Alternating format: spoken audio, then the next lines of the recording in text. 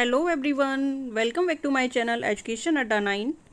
Transport of oxygen आज का topic है हमारा, जो कि breathing and exchange of gases chapter से है। तो आइए देखते हैं। ऑक्सीजन का जो ट्रांसपोर्ट है वो टू फॉर्म में होगा। एक डिज़ोल्व फॉर्म होगी, दूसरी बाउंड ऑफ हीमोग्लोबिन, यानी दूसरी जो फॉर्म है वो हीमोग्लोबिन से बाउंड होगी। तो जो डिज़ोल्व फॉर्म है उसमें 1.5% ही प्लाज्मा के द्वारा ले जाया जाता है, क्योंकि ये बहुत ही कम डिज़ोल्व होता है, इसलिए 1.5% ही डिज़ोल्व होगा इसमें और प्लाज्मा के द्वारा ले जाया जाएगा। जबकि 98% जो प्रतिशत है वो उसका आरबीसीज के द्वारा ही ले जाया जाता है। आरबीसीज में भी जो उसका हीम पिगमेंट है, यानी हीमोग्लोबिन में हीम पिगमेंट के द्वारा ही वो ले जाया जाता है, ट्रांसपोर्ट होता है। तो देखते हैं यहाँ पर जरा इसका स्ट्रक्चर भी हीमोग्लोबिन का। तो ऑक्सीजन कैरियर और respiratory pigment in the blood वो कौन है? वो है हीमोग्लोबिन। तो वो एक तरह से प्रोटीन है जिसमें 5% हीम होता है और 95% ग्लोबिन होता है। ठीक है, तो it is a made up of 4 polypeptide chain. जैसा कि आप स्ट्रक्चर में देख रहे हैं कि हीमोग्लोबिन में 4 पॉलीपेप्टाइड चेन होती हैं। इसमें 2 अल्फा एंड 2 बीटा चेन होती हैं, जो कि एक प्रोस्थेटिक ग्रुप से लिंक होती हैं, और आयरन कंटेनिंग हीम ग्रुप होता है। तो यहाँ पर जो आयरन है वो आपका फेरस कंडीशन में होगा, यानी +2 स्टेट में होगा, तभी बाउंड होगा ऑक्सीजन। ठीक है, पोरपायरिन रिंग होगी, प्रोटोपोरपायरिन रिंग होती है। तो यहाँ पर एक हीमोग्लोबिन से कितना? 4 ऑक्सीजन, मैक्सिमम 4 ऑक्सीजन बाउंड होता है। और ये प्रोसेस कैसी होती है? रिवर्सिबल प्रोसेस होती है। मीनिंग ये है कि यहाँ पर इस तरह से 4 ऑक्सीजन एक हीमोग्लोबिन से मैक्सिमम अटैच हो सकते हैं। और Hb+O2, तो ये एक रिवर्सिबल का साइन है और ये बनाता है आपका HbO2, यानी कि ये अगर डिसोशिएट हो तो फिर से वही अपना हीम और ऑक्सीजन अलग हो सकते हैं, इसलिए रिवर्सिबल प्रोसेस है। आगे देखते हैं, dissociation of oxy haemoglobin curve. ये बहुत ही ज़्यादा इम्पोर्टेंट टॉपिक है और इसको समझना बहुत ज़रूरी है अच्छे से। कॉन्सेप्ट बहुत अच्छा क्लियर होना चाहिए। तो देखते हैं इसको। डिसोशिएशन ऑफ ऑक्सी हीमोग्लोबिन जो कर्व है वो आपका प्लॉट किया जाता है किसके बीच? पहला, percentage of oxygen saturation of haemoglobin with percentage saturation of haemoglobin with oxygen against the pressure, partial pressure of oxygen. ठीक है, पार्शियल प्रेशर ऑफ ऑक्सीजन। तो यहाँ पर आप देखिएगा कि ये जो कर्व है वो एस फॉर्म में है, तो इसलिए कभी कभी ये भी पूछ लेते हैं कि जो इसका कर्व है वो किस शेप्ड का है। मतलब आपको ऑप्शन दे देंगे, हाइपरबोला है कि सिग्मॉइड है या जे शेप्ड है। तो इसका जो शेप है वो एस शेप है और इसको क्या बोलेंगे? Sigmoid curve. ठीक है, ये कैसा है? सिग्मॉइड कर्व है। दूसरा ये कि chain of haemoglobin as each successive oxygen bind to haem positive cooperativity मतलब जैसे ही इसमें पहला ऑक्सीजन जब बाउंड होगा हीमोग्लोबिन से, तो वो दूसरे के लिए एफिनिटी इंक्रीज करेगा, और जब दूसरा ऑक्सीजन बाइंड होगा तो वो थर्ड ऑक्सीजन को बाइंड होने के लिए और ज़्यादा एफिशिएंसी को बढ़ा देगा, और थर्ड वाला जब बाइंड होगा तो 4 के लिए ज़्यादा से ज़्यादा एफिशिएंसी को बढ़ा देगा, जिससे कि चारों ऑक्सीजन जो हैं बहुत ईजिली बाइंड हो जाएंगे। तो यहाँ पर जो सिग्मॉइड कर्व है वो इसलिए भी है क्योंकि ये अपनी टी और आर कन्फर्मेशन फेज में होता है, यानी टी इज़ अ टाइटली और आर इज़ रिलैक्स्ड फॉर्म। तो इसके बेसिस पे ये थोड़ा सा ग्राफ में डिसोशिएशन और एसोसिएशन चलता है इसका। आगे क्या है कि P50 यहाँ पर इंडिकेट ये करता है कि P50 indicate then partial P50 indicate the oxygen concentration, उस ऑक्सीजन की वो कंसंट्रेशन जहाँ पर 50% हीमोग्लोबिन जो है ब्लड का वो ऑक्सीजन से सैचुरेटेड हो चुका है। ठीक है, 50%, देखिए ग्राफ में देखिए यहाँ पर ये दिखा रहे हैं P50, ये आपका P50, तो यहाँ पर यही इंडिकेट कर रहा है कि यहाँ तक जो है ब्लड में जो हीमोग्लोबिन है वो 50% सैचुरेटेड हो चुका है, ऑक्सीजन बाउंड हो चुका है।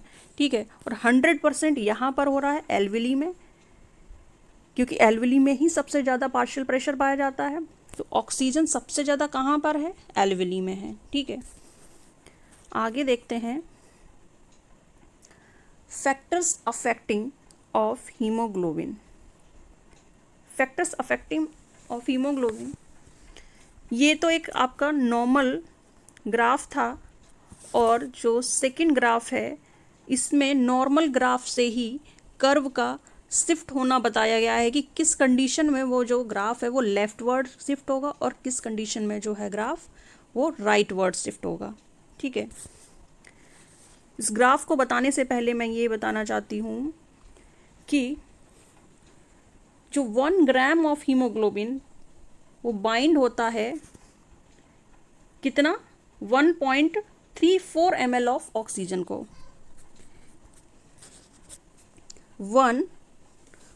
1 ग्राम HB बाउंड कितना करता है, 1.34 ml।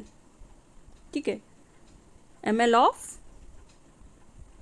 ऑक्सीजन, जबकि जो नॉर्मल इंडिविजुअल है उसमें कितना होता है, 15 से 16 इतना हीमोग्लोबिन होता है पर 100 DL।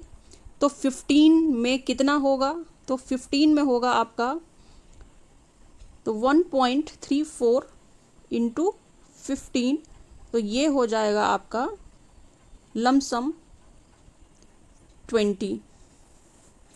ठीक है, तो इतना जो है ब्लड 15 ग्राम हीमोग्लोबिन जो है वो कितना ले जा रहा है, 20 ml ऑफ ऑक्सीजन। आगे देखते हैं। अच्छा, एक चीज़ पढ़ी थी हमने कि जो एल्विलाई से जो ब्लड डी ऑक्सीजनेटेड होता है और ऑक्सीजनेटेड होता है, तो उस कंडीशन में जब ये एल्विलाई था हमारा, ये हमारा एल्विलाई था और यहाँ से जो सिस्टमिक आर्टरी जा रही थी और यहाँ पर हमारे कुछ टिश्यूज़ थे। ठीक है, तो ऑक्सीजन CO2 यहाँ पर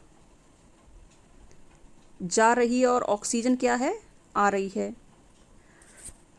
तो यहाँ पर कैसा है, ऑक्सीजनेटेड ब्लड है।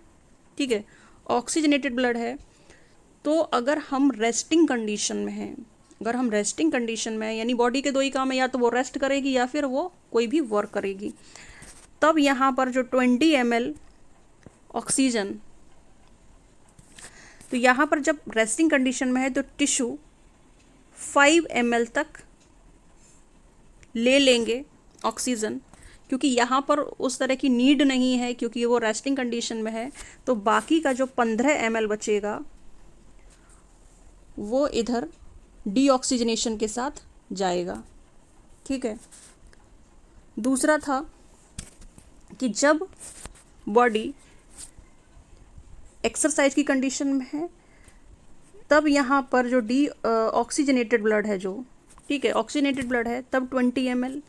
और जो हमारे टिश्यू हैं, ठीक है, जब वर्किंग कंडीशन में है, यानी कि इसमें अब जो है सेलुलर रेस्पायरेशन हो रहा है और उस समय क्या है कि ऑक्सीजन की ज़रूरत पड़ेगी। ठीक है, ऑक्सीजन की ज़रूरत पड़ेगी, तो यहाँ पर अब नीड ज़्यादा है ऑक्सीजन की, तो 50 ml तक ले लेगा और बाकी का जो रेस्ट 5 ml है वो आपका डीऑक्सीजनेशन में जाएगा। आई थिंक यहाँ तक आपको बात समझ में आई होगी। आगे देखते हैं factors affecting of haemoglobin for oxygen, यानी ग्राफ हमारा वही है, डिसोसिएशन कर्व है, लेकिन यहाँ पर जो डॉटेड जो ग्राफ के लाइन दिखाई गई हैं वो कंडीशन बताई गई है कि कब जो कर्व है वो लेफ्टवर्ड शिफ्ट होगा और कब राइटवर्ड शिफ्ट होगा। तो यहाँ पर जो कंडीशन है कि यदि या तो टेम्परेचर इंक्रीज हो रहा है, टेम्परेचर इंक्रीज होने पर, और partial pressure of CO2 increase होने पर, और दूसरा pH डिक्रीज होने पर। इस कंडीशन में तो क्या है कि जो डिसोशिएशन कर्व है वो हमारा क्या है, ये राइटवर्ड शिफ्ट हो रहा है। राइटवर्ड शिफ्ट हो रहा है मतलब यहाँ पर ऑक्सीजन का डिसोशिएशन हो रहा है, यानी ऑक्सीजन लिबरेटेड हो रही है। तो जब टेम्परेचर इंक्रीज होगा, यानी फीवर की कंडीशन हो या फिर हम कुछ एक्सरसाइज कर रहे हों, तो जो पार्शियल प्रेशर है वो CO2 कंसंट्रेशन इंक्रीज होगा। जब कंसंट्रेशन इंक्रीज होगा तो जो PCO2 जो आपका कार्बन डाइऑक्साइड है वो वाटर से रिएक्ट करके आपका कार्बोनिक एसिड बनाएगा, ठीक है। और जो pH है वो डिक्रीज होगा तो हाइड्रोजन आयन कंसंट्रेशन बढ़ेगी। हाइड्रोजन आयन कंसंट्रेशन बढ़ने से जो कर्व है वो आपका कैसा, राइटवर्ड शिफ्ट हो जाएगा, ठीक है। यानी कि इस कंडीशन में जो ऑक्सीजन है वो टिश्यूज़ को जा रही है, ठीक है। तो यहाँ पर डिसोशिएशन, तो डिसोशिएशन भी ज़रूरी है। जब ऑक्सीजन कहाँ जा रही है, टिश्यूज़ तक जा रही है। अब जो कंडीशन ये है कि दूसरी, कि अगर कर्व लेफ्ट वर्ड शिफ्ट हो रहा है, यानी लेफ्ट वर्ड शिफ्ट हो रहा है, तब यही कंडीशन जस्ट अपोजिट हो जाएगी, यानी टेम्परेचर कम होगा, कार्बन डाइऑक्साइड यानी partial pressure of carbon dioxide वो भी कम होगा, और pH इसमें बढ़ेगा, ठीक है। pH बढ़ेगा, that means hydrogen ion concentration कम हो गई। तो यहाँ पर जो ऑक्सीजन की जो बाइंडिंग कैपेसिटी है हीम से वो ज़्यादा होगी, और ऑक्सीजन फुल्ली सैचुरेटेड होकर हीमोग्लोबिन उसको आगे ट्रांसपोर्ट करेगा। तो यहाँ पर ये लेफ्ट वर्ड कंडीशन, यानी कर्व जो है वो लेफ्ट वर्ड शिफ्ट है, ठीक है। आगे देखते हैं। यहाँ पर मैं एक फैक्टर और बताना चाहूँगी कि अगर 2,3 बिसफॉस्फोग्लिसरेट, यानी कि यहाँ पर 2,3 बिसफॉस्फोग्लिसरेट अगर बढ़ता है तो उस कंडीशन में भी क्या है, ग्राफ आपका राइट वर्ड शिफ्ट होगा। क्यों? क्योंकि ये जो है ग्लाइकोलिसिस का प्रोडक्ट है, और 2,3-BPG वेरी प्लांटिफुल इन RBCs, और ये एक तरह से 3-फॉस्फोग्लिसरैल्डिहाइड से बनता है, और प्रोडक्ट किसका है, ग्लाइकोलिसिस का। तो एक हाईली चार्ज्ड एनायन है, जिसके कारण ये जो हीमोग्लोबिन की जो बीटा चेन है उससे बाइंड हो जाता है और इंक्रीज हो जाती है इसकी कंसंट्रेशन 2,3-BPG की, ठीक है, जिससे कि कर्व है वो राइट वर्ड शिफ्ट हो जाएगा और causing more oxygen to be liberated, और ऑक्सीजन ज़्यादा, और वो ज़्यादा लिबरेट होगा ऑक्सीजन। तो ये कंडीशन जो है क्रोनिक हाइपोक्सिया की उसमें भी देखी जा सकती है। ओके, आगे देखते हैं बोर इफेक्ट। बोर इफेक्ट को भी आपको इसी फैक्टर में आप देख सकते हैं कि जब डिक्रीज हो जाती है ऑक्सीजन एफिनिटी, यानी ऑक्सीजन एफिनिटी कब डिक्रीज हो रही थी, कि जब pH क्या था, कम हो रहा था। जब pH कम हो रहा था दैट मीन्स हाइड्रोजन कंसंट्रेशन बढ़ रहा था। जब हाइड्रोजन कंसंट्रेशन बढ़ रहा है ड्यू टू, क्यों हाइड्रोजन कंसंट्रेशन बढ़ रहा है, क्योंकि कंसंट्रेशन ऑफ कार्बन डाइऑक्साइड भी इंक्रीज हो रहा है। तो ये आपका क्या है, बोर इफेक्ट है, और इससे कर्व जो है वो कहाँ शिफ्ट होगा, राइट वर्ड शिफ्ट होगा। तो आई थिंक यहाँ तक आपको क्लियरली समझ में आया होगा, और आपको इसी तरह के वीडियोस देखने के लिए चैनल को लाइक करें, शेयर करें एंड सब्सक्राइब करें। Thank you.